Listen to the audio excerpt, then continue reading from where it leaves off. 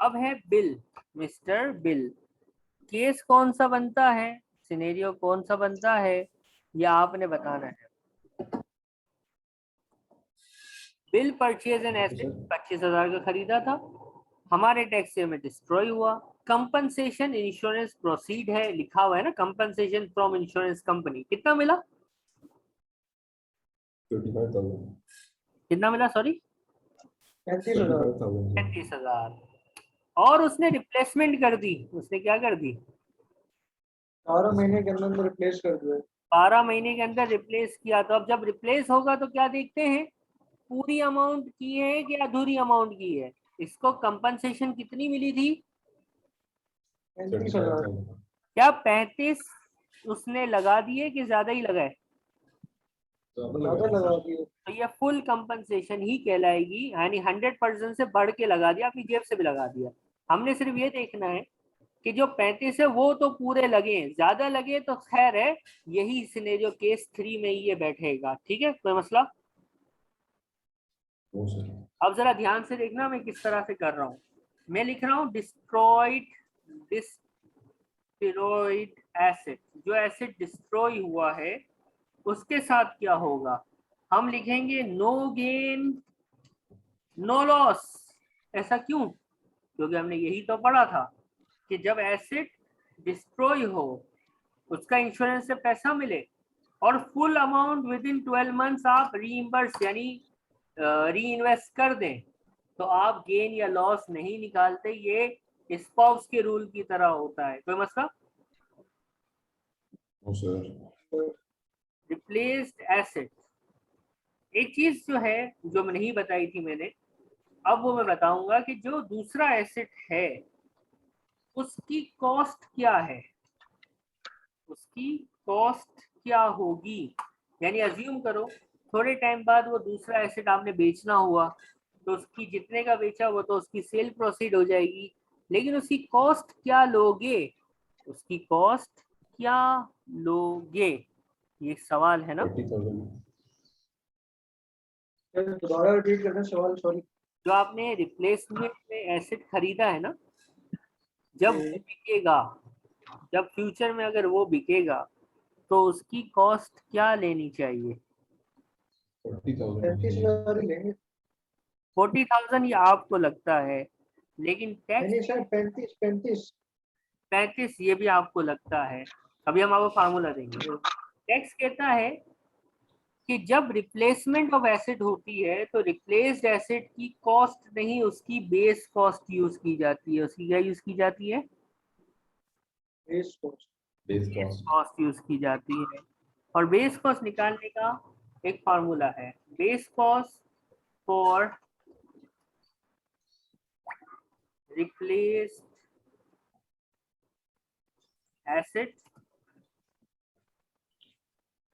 इसका फार्मूला लिख रहा हूं मैं, ध्यान से देखिएगा।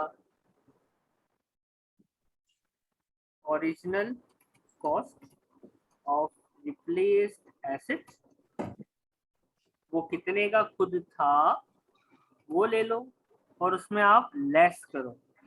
लेस क्या करना है, difference, difference between, difference between क्या, किस चीज का डिफरेंस, इंश्योरेंस से जो पैसा मिला था वो और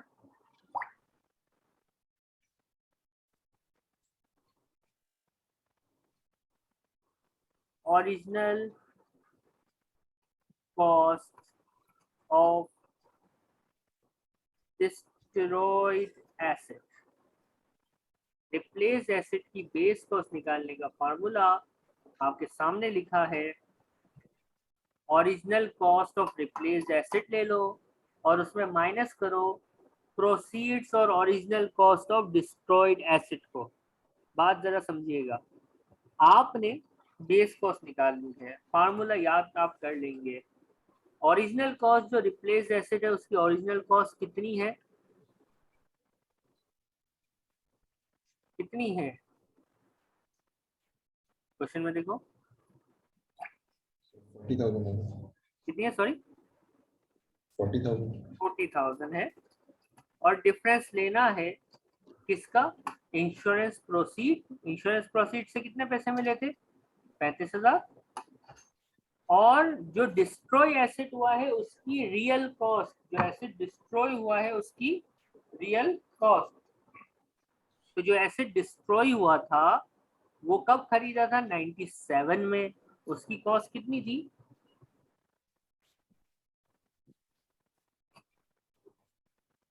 सर वो थी 25,000। 25,000। तो हमारे पास जो बेस कॉस्ट आई वो कितनी आई? 40,000 माइनस 10,000, 30,000। ठीक है सर। 30,000 आ गई। अब ये 30,000 कहाँ यूज होगी? whenever this replaced asset will be sold, we will use base cost instead of or cost। जब रिप्लेस एसेट हम बेचेंगे तो हम उसकी कॉस्ट नहीं लेंगे, जिस सेल प्रोसीड से उसकी कॉस्ट माइनस नहीं करेंगे, हम उसकी बेस कॉस्ट को माइनस करेंगे। और रिप्लेस के केस में बेस कॉस्ट निकालने का फार्मूला क्या है? आसान लफ्जों में बताऊं, अगर याद करना चाहते हो ना, ये आप चाहते हो ये मुश्किल है, तो मैं वर्डिंग मेरी ध्यान से सुनना। वर्डिंग सुनो, फार्मूला उम्मीद है याद हो जाएगा। जो दूसरा एसेट खरीदा था वो ले लो। क्या बोल रहा हूँ, सुनना। जितने का दूसरा रिप्लेस एसेट खरीदा था वो ले लो, और आपको जो नफा हुआ है, आपको जो फायदा हुआ है इंश्योरेंस से, वो ले लो। सुनो क्या बोला मैंने? जितने का दूसरा एसेट खरीदा है वो ले लो। जितने का दूसरा एसेट खरीदा वो कितना है? 40,000। उसमें माइनस कर दो नफा, profit from insurance. Profit from insurance ये क्या है सर? तो भाई एसेट था 25 का, इंश्योरेंस ने वो कितने पैसे दे दिए? 35। कितना नफा हो गया?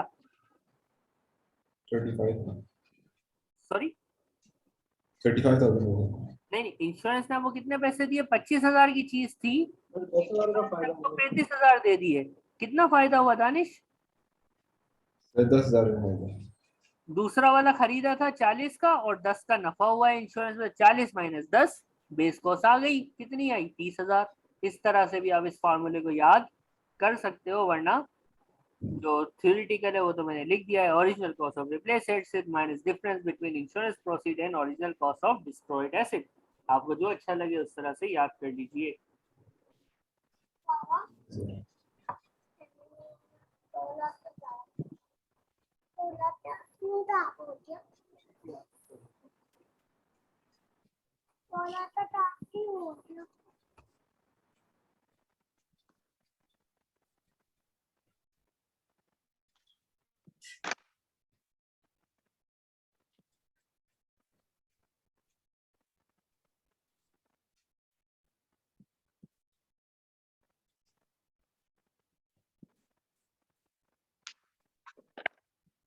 यहाँ तक कुछ पूछना है आपको?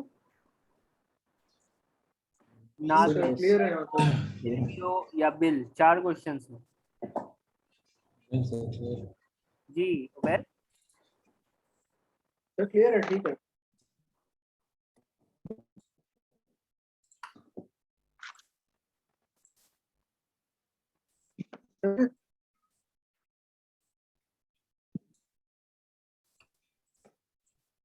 अनिश, आवाज आ रही है मेरी? ठीक है, आपकी आवाज आ रही हाँ है। आ रही है, अब तो। सर मुझे कुछ कह रहे हैं आप? नहीं नहीं, मैं कुछ नहीं कह रहा भाई, मैं आपको अच्छा कैसे अच्छा। मैं इस क्वेश्चन में सेट कर रहा हूँ अलाइनमेंट, ताकि मैं क्वेश्चन अगला टाइप कर सकूँ। और ये आगे पीछे हो रहा है, एक सेकंड से। सर अब ये कितना बाकी है?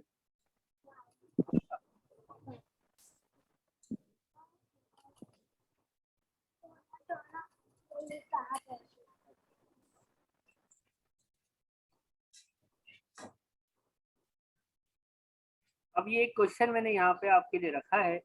ब्लेंडा, ब्लेंडा में क्या पूछा है? कहता है परचेज किया नेकलेस, डिस्ट्रॉय हुआ या लॉस हो गया, चोरी हो गया, कंपनसेशन 45 का मिला, रिप्लेस्ड एसेट कितने का खरीद लिया? रिप्लेस्ड एसेट कितने का खरीदा भाई? आवाज नहीं आ रही। Yes sir, तो repeat करें। 50,000 50 का। फुल अमाउंट रिप्लेसमेंट में खर्च हुई है कि पार्शल हुई है? से पार्शल से 5,000 ज्यादा हो गया।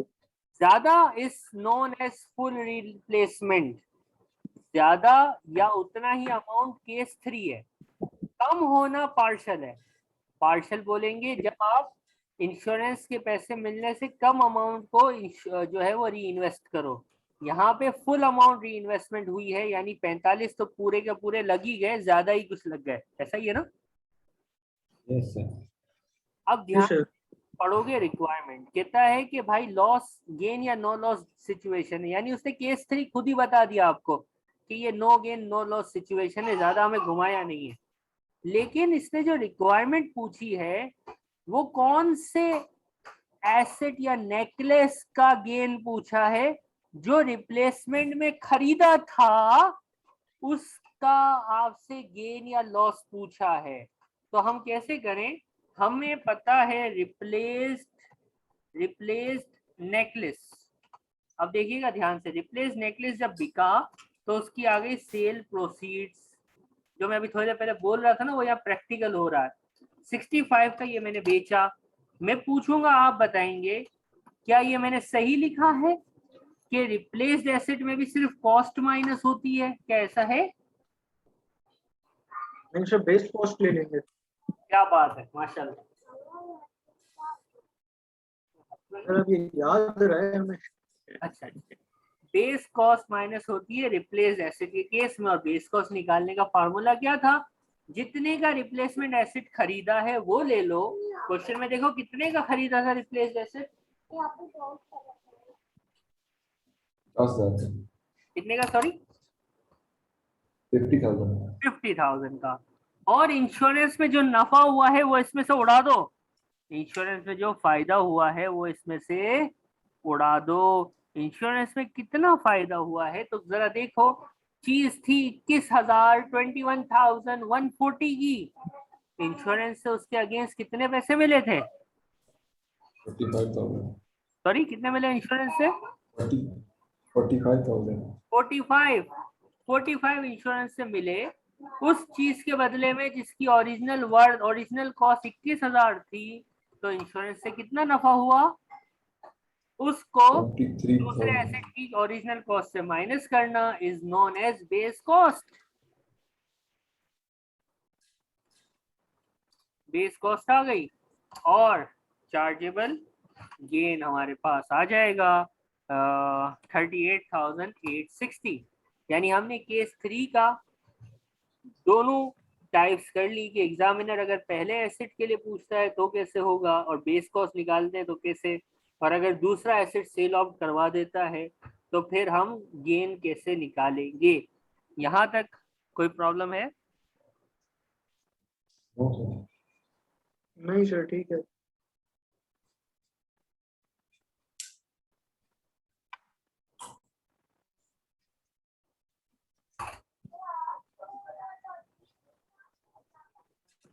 क्वेश्चन को रीड कीजिएगा प्लीज और तो मुझे बताइए। 5-1 मिनट का ब्रेक लीजिए। बस ये लास्ट है। ठीक है सर। लास्ट है, फिर ये हमारा जो है वो खत्म हो जाएगा डिस्ट्रक्शन वाला चैप्टर, सही है ना? ठीक है सर। फिर हम करते कि क्लास एंड करनी है कि ब्रेक लेना है, ठीक है? फिर सोचेंगे। तो क्वेश्चन पढ़िए, क्वेश्चन पढ़िए और मुझे बताइए। डिस्ट्रॉय तो हुआ है, केस कौन सा है? केस 1, 2, 3 के 4?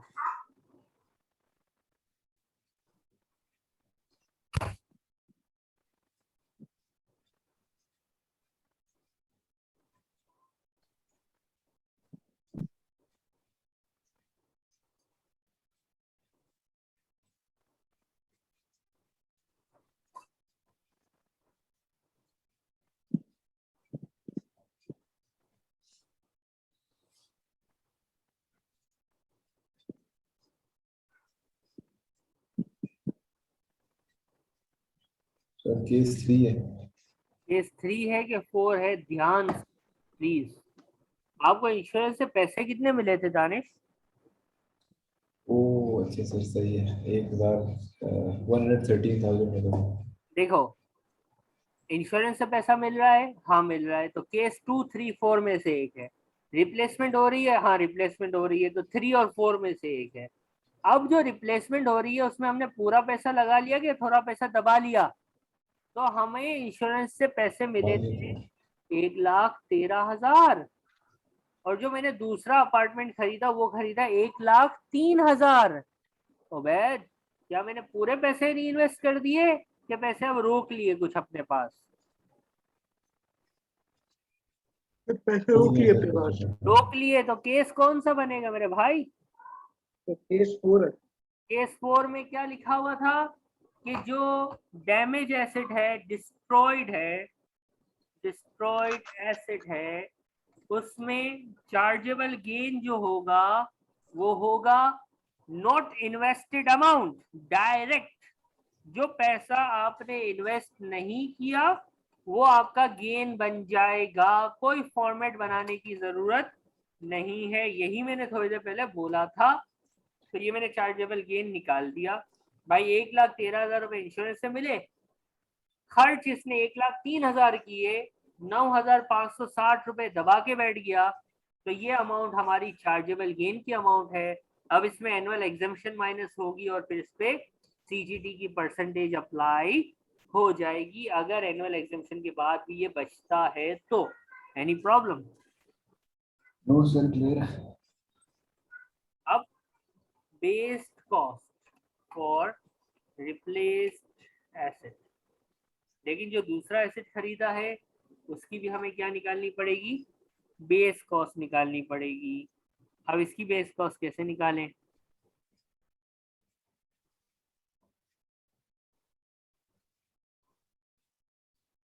केस नंबर 4 वाले की बेस कॉस्ट का फार्मूला है original cost of replaced asset minus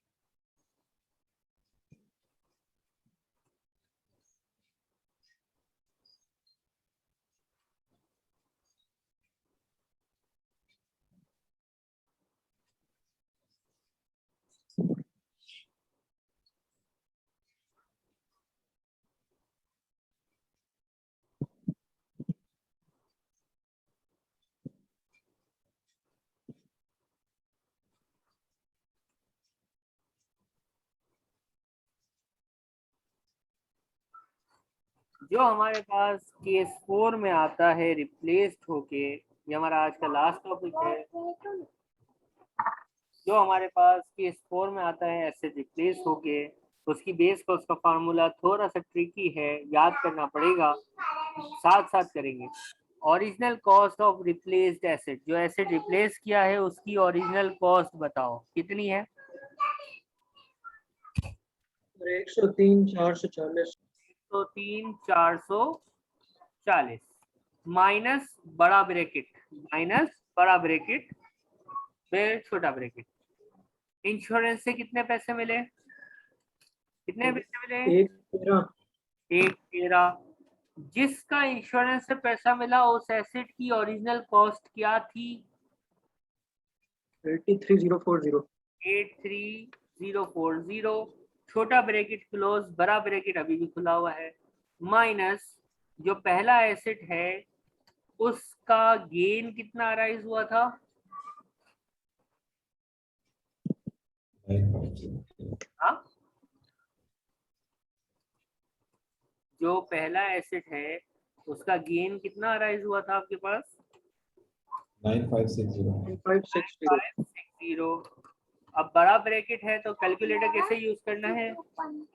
board मास का रूल याद हो, पहले ब्रैकेट फिर आगे चलना है, तो कैसे करेंगे? देखो 113 000 लिखो -83040, एक आंसर आ जाएगा। वो आंसर आएगा जो भी आएगा 29960 आ रहा है, उसमें आप माइनस कर दें 9560, यानी सिंपल मैथ्स है। तो हमारे पास आंसर आ रहा है 20,400। 103440 में 20,400 जब आप लेस करते हैं तो 83040 आ जाती है, और इसको हम कहेंगे base cost for replaced asset in the case number 4। Case number 4 में बेस कॉस्ट निकालने का फार्मूला अलग, और केस 3 में बेस कॉस्ट निकालने का फार्मूला अलग है। यानी अगर अब ये वाला एसेट जो आपने रिप्लेसमेंट में खरीदा है, हॉलीडे अपार्टमेंट, ये जब भी बेचोगे तो इसकी ओरिजिनल कॉस्ट नहीं लोगे, इसमें इसकी बेस कॉस्ट लोगे, जो कि कितनी कैलकुलेट हुई है 83040। सिंपल फार्मूला अगर याद हो जाए और ये गलती ना हो कि ये फार्मूला केस 3 का है कि केस 4 का है, तो हमारे पास आंसर आना बड़ा आसान होगा, कोई प्रॉब्लम नहीं होगी। तो आपका काम क्या है कि आज आपने केस 3 और केस 4 इनके डिफरेंसेस को याद करते हुए इनकी बेस को, उसके फार्मूलों को याद कर लेना है। एसिड डिस्ट्रक्शन का टॉपिक पूरा हो गया। आज की क्लास में हमने 3 स्पेशल रूल्स पढ़े हैं। पहला इंटर स्पाउस रूल, दूसरा पार्ट डिस्पोजल रूल, तीसरा डिस्ट्रक्शन ऑफ या लॉस ऑफ एसिड। यहां तक कुछ पूछना है? नहीं सर। एक छोटी सी बात बताइएगा, एक छोटा सा मेरा क्वेश्चन है, छोटा सा बारीक सा क्वेश्चन है। एक बात बताओ, एक होता है एसिड का डिस्ट्रॉय होना या लॉस्ट होना, ये एक ही चीज है। एसिड लॉस्ट या डिस्ट्रॉय एक ही बात है। एसिड डैमेज और डिस्ट्रॉय एक ही चीज होता है, अलग अलग होता है? अलग अलग होता है ना। डैमेज और डिस्ट्रक्शन में क्या फर्क है? सर फर्क ये है कि वो थोड़ा सा उसका नुकसान होता है, और लॉस ये है कि वो तो चला ही जाता है। डैमेज में थोड़ा एसिड तबाह हो जाता है या वो रिपेरेबल भी होता है, जबकि लॉस्ट के केस में तो वो हेनिकेन या आग में आप देख रहे हैं ना, आपने जितने क्वेश्चन देखे, वो एसिड बियॉन्ड रिपेयर था, वो रिप्लेस हो रहा था या वो बस खत्म हो गया। लेकिन डैमेज का केस अलग होगा कि वो उसका पार्ट जो है वो जा रहा होगा। यानी पार्ट डिस्पोजल जो हमने पढ़ा है वो हमारे अगले टॉपिक जो कि एसिड डैमेज का टॉपिक है उसमें दोबारा लौट के आएगा। अब ये बताइए कल का क्या प्रोग्राम है? सर क्लास रखें।